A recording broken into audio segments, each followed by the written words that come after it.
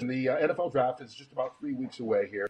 But this is a different one, Joel, than obviously most of we're used to. We're used to seeing team visits and pro workout days. How does dealing with, as the entire nation is, the coronavirus outbreak impacted the NFL draft, particularly for guys that either didn't go to the combine or didn't have good combine workouts? Yeah, from a player perspective, I think this really ball and what it does is all of the pressure back onto what you already put onto tape during the course of the fall. So there's no amount of time to now make up ground. In particular, guys that are injured that need to prove that they're healthy. I think it puts them behind the 8 ball. And just think about it from a numbers perspective, guys. 30 players were drafted last year that did not go to the NFL scouting combine. I would be shocked if we had anywhere near that, and in main part due to the fact that teams are going to struggle getting medical information for some of these guys, if not all of these guys. Coach?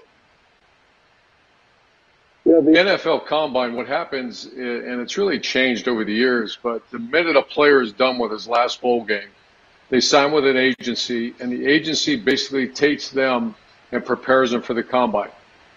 They do the drill, footwork, whatever it be, the 40-yard dash, the vertical jump, the bench press, and exactly the same drills they do. I watched it for many, many years.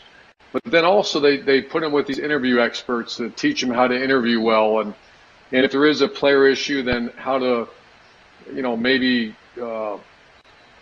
somehow skip past that hard question.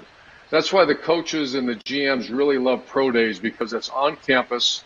You saturate the really good organizations, saturate yourself. There's been times where we'd have 4 or 5 coaches from one pro franchise in, the GM, and they would go top to bottom, inside out, upside down. You'd spend time with a strength coach, a trainer, the position coach. And those are the great organizations.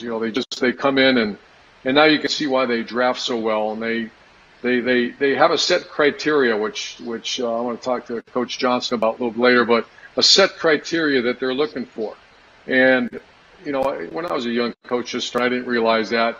As I, just through the years at Florida and Ohio State, sitting in watching the teams that do well on draft day and watch the other ones that don't. It's because it's very simple. As Joel said, you're going to work real hard, good things are going to happen. If you don't work real hard at it and you're getting your information from somewhere, that's what's really going to miss. I've talked to a bunch of NFL guys in the last 2 weeks.